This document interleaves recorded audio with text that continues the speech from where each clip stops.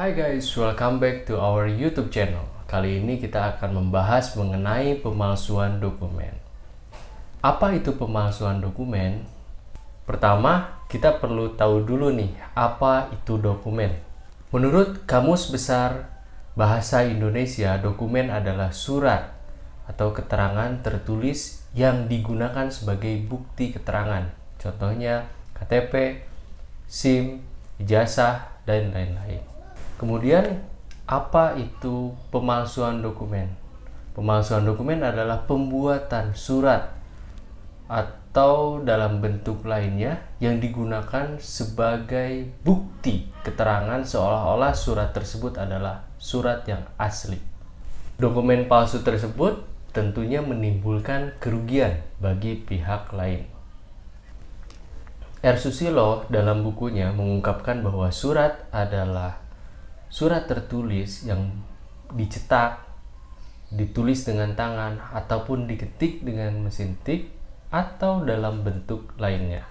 Bentuk-bentuk pemalsuan surat menurut R. Susilo itu ada 4. Yang pertama, membuat surat palsu. Kedua, memalsu surat. Ketiga, memalsu tanda tangan. Keempat, penempelan foto orang lain. Contoh, mengubah foto ijazah. Kemudian, surat yang dipalsukan itu harus surat yang memenuhi 1. Dapat menimbulkan suatu hak. Kedua, dapat menerbitkan suatu perjanjian. 3. Dapat membebaskan suatu hutang. Keempat, surat yang digunakan untuk membuktikan suatu perbuatan atau peristiwa. Dampak yang akan dialami oleh korban adalah 1. Kehilangan uangnya. Kedua, ketika cek itu merupakan cek palsu, maka ceknya tidak akan bisa dicairkan, dan kerugian-kerugian lainnya. Oleh karena itu, negara hadir untuk melindungi warganya melalui peraturan perundang-undangan. Tindak pidana pemalsuan surat diatur di dalam pasal 263 dan pasal 264 KUH Pidana. Saya bacakan untuk pasal 263 KUH Pidana ayat 1. Barang siapa yang membuat surat palsu atau memalsukan surat yang dapat menimbulkan suatu hak, perikatan atau pembebasan hutang, atau yang diperuntukkan sebagai bukti daripada sesuatu hal dengan maksud untuk memakai atau menyuruh orang lain memakai surat tersebut seolah-olah isinya benar dan tidak dipalsu, diancam jika pemakaian tersebut dapat menimbulkan kerugian karena pemalsuan surat dengan pidana penjara paling lama 6 tahun. Pada ayat 2, diancam dengan pidana yang sama barang siapa dengan sengaja memakai surat palsu atau yang dipalsukan seolah-olah sejati jika pemakaian surat itu dapat menimbulkan kerugian. Selanjutnya di dalam pasal 264 ditegaskan dalam ayat 1, pemalsuan surat diancam dengan pidana paling lama 8 tahun jika yang dilakukan terhadap 1. Akta otentik. 2. Surat hutang. 3. Surat sero. 4. Tanda bukti dividen. 5. Surat kredit. Pada pasal 264 ayat 2 menyatakan diancam dengan pidana yang sama barang siapa dengan sengaja memakai surat tersebut dalam ayat pertama yang isinya tidak sejati atau dipalsukan seolah-olah benar dan tidak dipalsu jika pemalsuan surat itu dapat menimbulkan kerugian.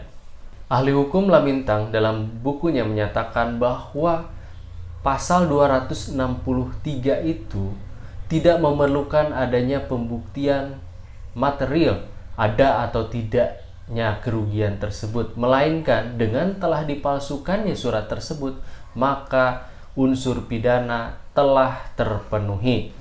Kemudian dalam Ares 26 Juni 1922 menyatakan pada waktu memastikan kesalahan terdakwa tidaklah menjadi soal apakah maksud terdakwa itu berhasil atau tidak, karena yang menentukan ialah apakah dari pemakaiannya itu dapat menimbulkan kerugian atau tidak. Kemudian, berdasarkan jurisprudensi Mahkamah Agung, memberikan penafsiran mengenai pasal 263 adalah surat yang isinya bertentangan dengan kebenaran, baik mengenai tanda tangannya maupun isinya, seolah-olah berasal dari orang yang menulis surat tersebut.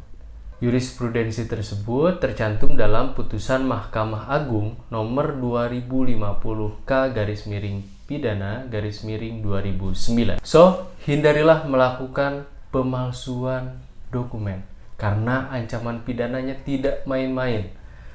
Ada yang ancaman pidananya 6 tahun, bahkan ada yang sampai 8 tahun. Penerapan pasal 263 terhadap pemalsuan dokumen tidak memerlukan adanya pembuktian secara material ataupun ada tidaknya korban. Dengan adanya dokumen yang dipalsukan sudah menjadi alat bukti yang cukup sehingga kita harus berhati-hati.